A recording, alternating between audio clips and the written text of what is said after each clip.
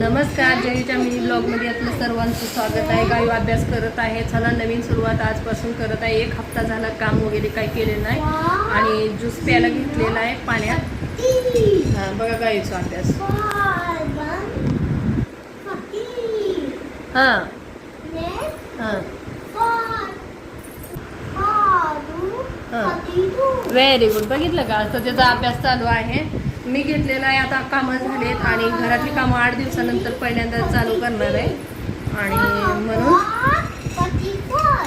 हां अभ्यास घेते बरं का. आणि अभ्यास घेत घेत कामं सगळे चार्ट घेते.